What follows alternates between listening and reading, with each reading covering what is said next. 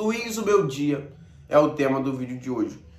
Nosso treinador, que já chegou, tem 4 jogos pelo Fluminense e tá fazendo um bom trabalho, na minha opinião, até aqui.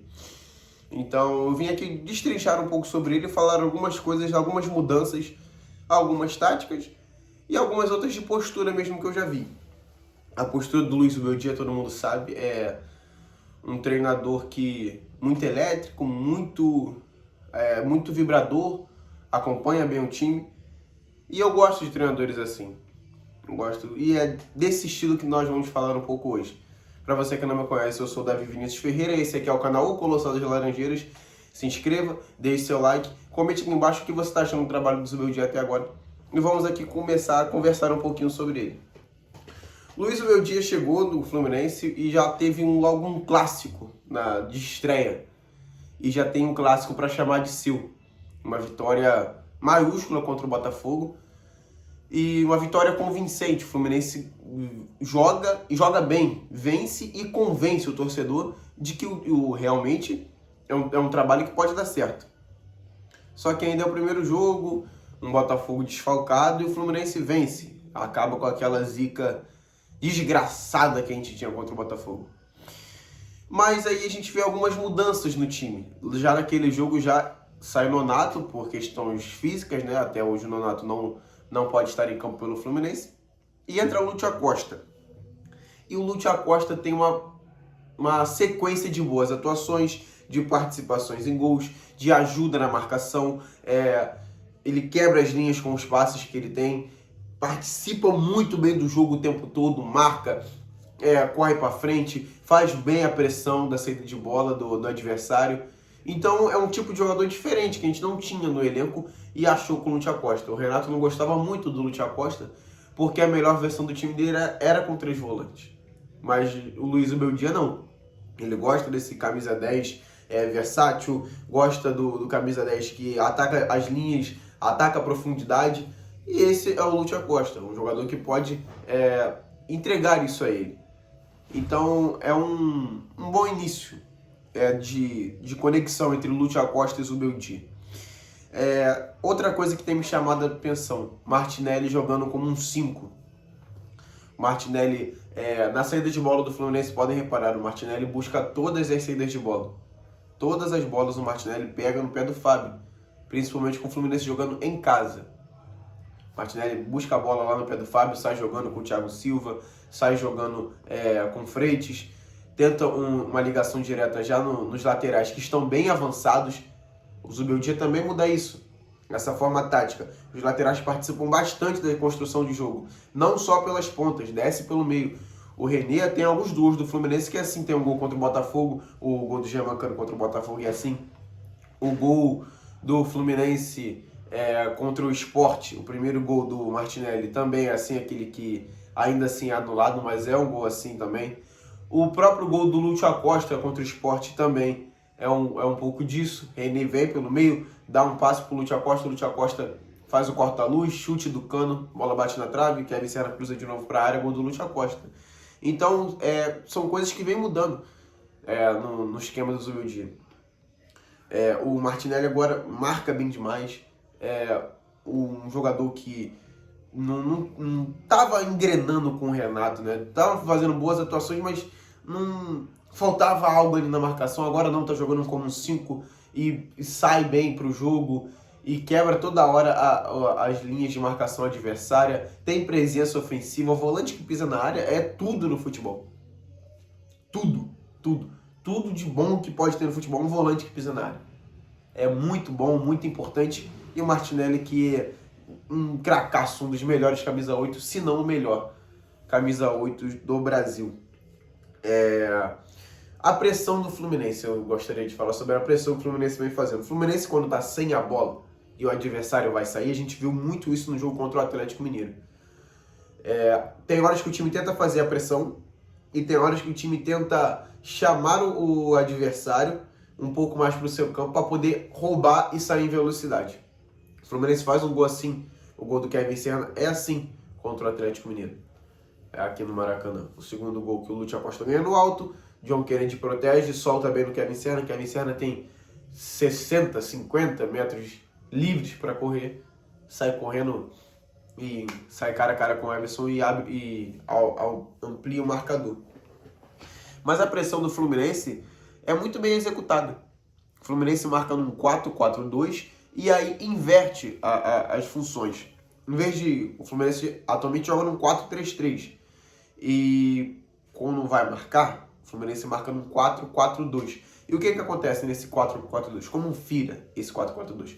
O Lúcio Acosta salta, ele pula uma casa, vai para frente, vira um atacante junto com o Germancano ou com o John Kennedy.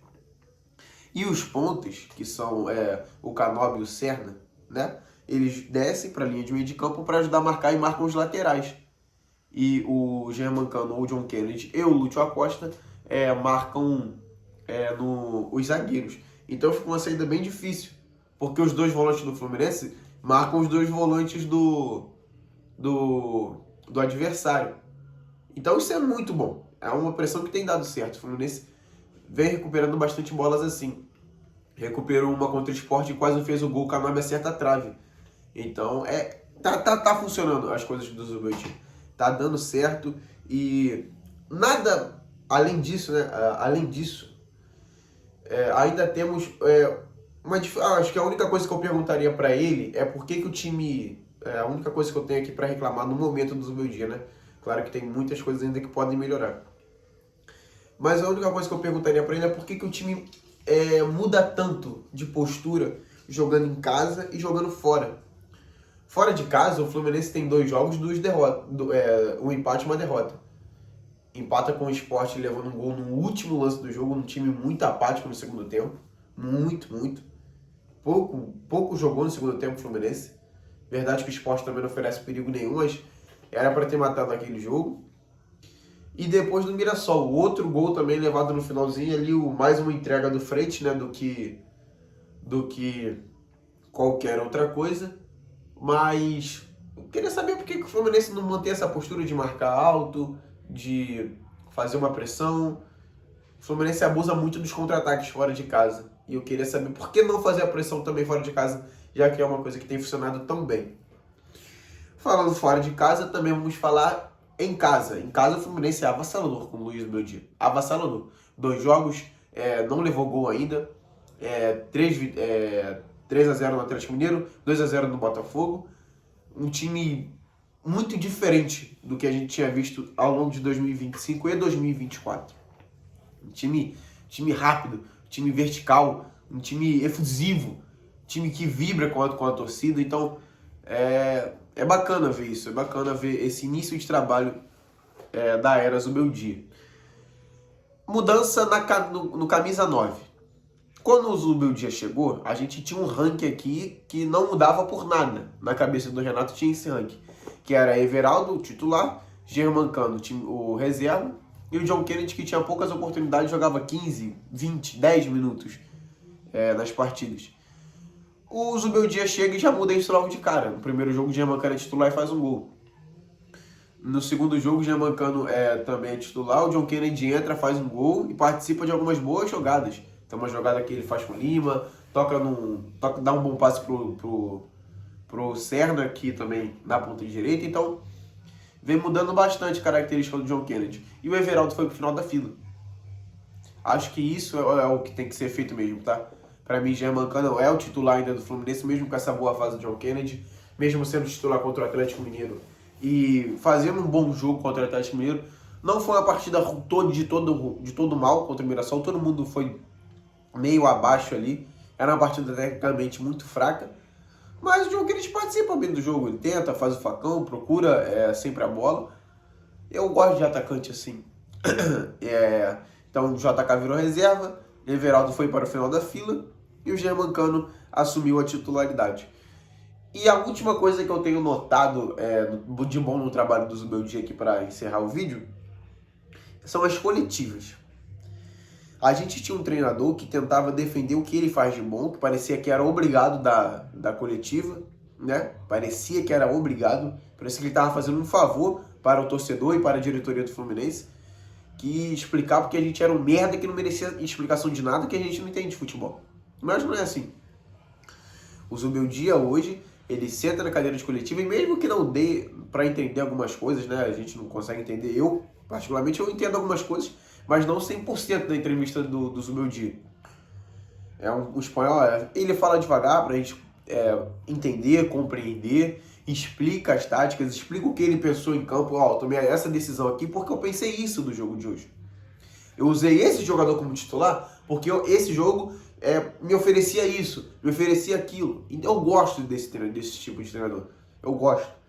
Ele tenta se explicar, tenta fazer que o torcedor entenda a lógica dele. Pode errar? Pode errar, sim. Pode errar. Vai errar algumas vezes, várias vezes, porque ele é ser humano.